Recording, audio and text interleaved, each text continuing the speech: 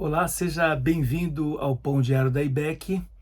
Quero pensar, refletir com vocês no texto de 1 Coríntios 3, dos versículos 18 a 23, onde Paulo, depois de argumentar a respeito do relacionamento da nova vida com Cristo, aquele que quer entender a mente de Cristo deve ser habitado por Cristo, portanto, ter a mente de Cristo.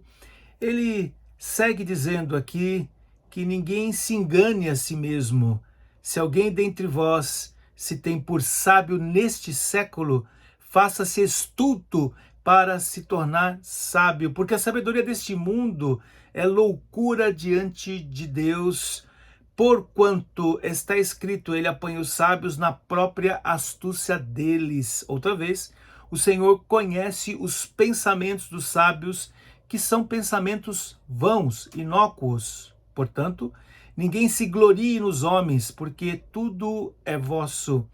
Seja Paulo, seja Apolo, seja Cefas, seja o mundo, seja a vida, seja a morte, sejam as coisas presentes, sejam as futuras, tudo é vosso, e vós de Cristo, e Cristo de Deus. Fica claro aqui que essa nova vida que um cristão passa a existir, ou o cristianismo, em essência, está diretamente ligado àquilo que Cristo fez em nós e não aquilo que nós fazemos em relação à religião. Por isso que me chama a atenção nessa breve reflexão é o termo que ele usa: não se engane, ou seja, ninguém engane a si mesmo. Exapatal é a expressão, o termo na língua grega que diz enganar completamente, significa seduzir ou mesmo iludir. Essa ideia da sedução,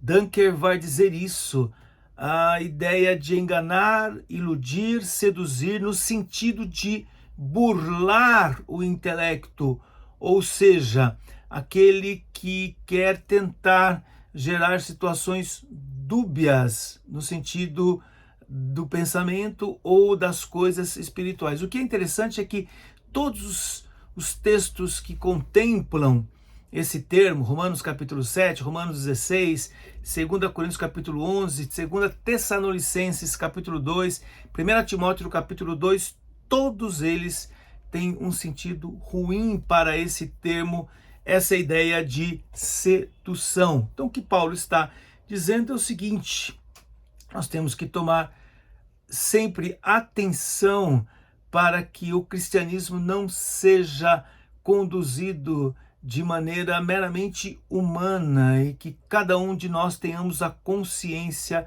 de que há sim uma ideologia, a expressão que ele usa aqui, o aion, ou seja, o sábio nesse século. É interessante esse jogo de palavras, né?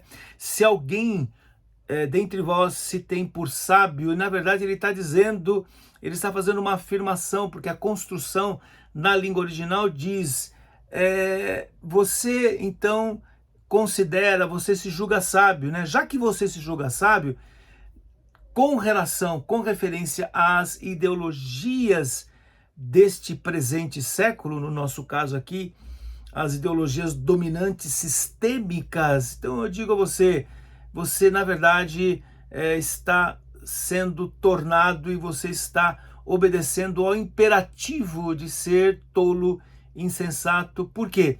Porque a sabedoria desse sistema é loucura diante de Deus. Então o que é que Paulo está propondo para aqueles irmãos e para nós nos dias atuais? Que a nossa vida seja pautada e que aquilo que nós pensamos, ocupamos os nossos pensamentos, as nossas experiências, sabedoria tem muito a ver com aquilo que você faz, com a experiência, que estas coisas sejam de fato construídas a partir da revelação, daquilo que Deus fala, da mente, do conhecimento que nós temos das Sagradas Escrituras, e não meramente construir ou acrescentar detalhes que não têm a ver com a mente, com a vontade, com o coração do nosso Deus.